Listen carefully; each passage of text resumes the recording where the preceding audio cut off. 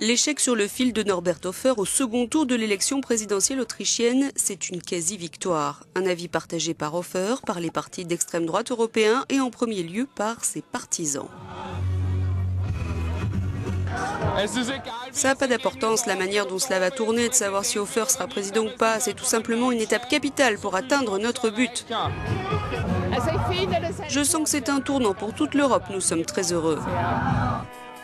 Pour nombre d'Européens, cette élection est un avertissement de plus pour l'Union européenne. Il y a eu celui du référendum sur l'accord d'association avec l'Ukraine célébré aux Pays-Bas en avril dernier.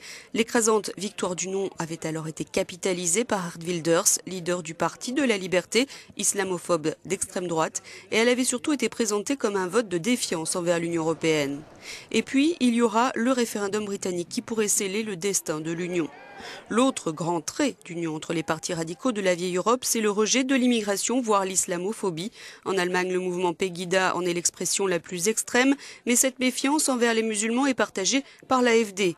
Un manifeste électoral d'Alternative pour l'Allemagne déclare que l'islam n'est pas compatible avec la Constitution.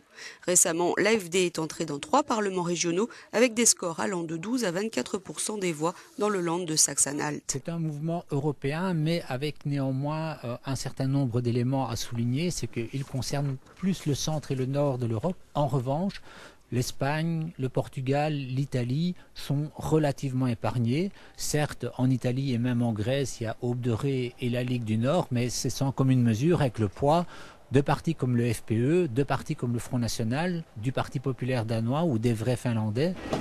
En France, le Front National a été élu dans plusieurs villes lors des élections municipales et a failli remporter 2 grosses régions lors des élections régionales. Le FN a vu dans la défaite du FPE autrichien un résultat qui annonce des succès futurs.